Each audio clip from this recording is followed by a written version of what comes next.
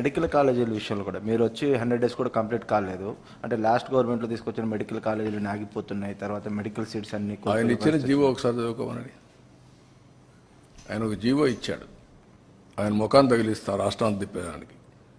ఆ జీవో పెట్టి ముఖంలో తగిలిస్తే ఆ జీవోని కాకుండా ఏం అమలు చేసావో చెప్పాలంటే పని. నేను స్ట్రైట్ కోసం అడుగుతున్నా, అంటే ఆయన బాడీకి గట్టేసి తిప్పుతాం ఆ జీవోని. ఏ జీవో ఇచ్చాడో మీరే చదువుకోండి ఒకసారి పేపర్లో. మీరు కూడా చదివితే మీకు కూడా ఒక ఐడియా వస్తుంది. అప్పుడు నేను చెప్తాను. ఇలాంటి నేరస్తులకి నేను చెప్పేది ఏంటంటే, బాబాయిని చంపి నారాసుర రక్త చరిత్ర పెట్టేసి తప్పించుకోవాలని ప్రయత్నం చేస్తే అన్నిటిని జరగవు. ఎన్ని తప్పుడు పనులన్నీ చేసి వేరే వాళ్ళ మీద దోసేయాలనుకుంటే జరగవు. ఆ రోజులు అయిపోయినాయి. చెవికి కట్టి చూపిస్తాను ఊరంతా తిప్పి, పిచ్చి పిచ్చిగా అనుకుంటున్నా. ఏం చేసావో అన్నీ కూడా అంత ఈజీగా ఆలోచించద్దండి. నోటుకొచ్చేట్టు మాట్లాడడం. నిన్న ఏం చేశారో అది మర్చిపోయి ఈరోజు దాని మీద వాళ్ళు విమర్శించే పరిస్థితికి వచ్చారు.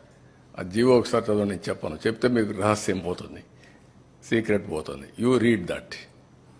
What issued the GO in private colleges, you read that, then మాట్లాడదాం.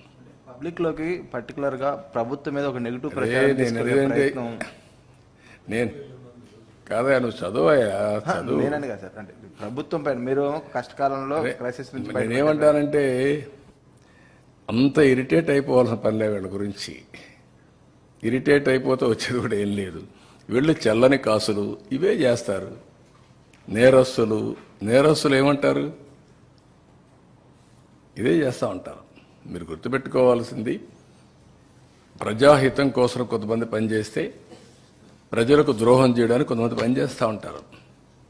ఇప్పుడు కాదు, కలియుగంలో కాదు, త్రేతాయుగంలో కూడా చూసాం, ద్వాపరయుగంలో కూడా చూసాం. ఆ రోజు కూడా యజ్ఞాలు చేసేవాళ్ళు రాజులు, రాక్షసులు వచ్చి చెడగొట్టేవాళ్ళు. రాక్షసుల మీద పోరాడుతూ యజ్ఞాలు చేసే పరిస్థితి ఇప్పుడంతే. It is a continuous process. Will fight it out.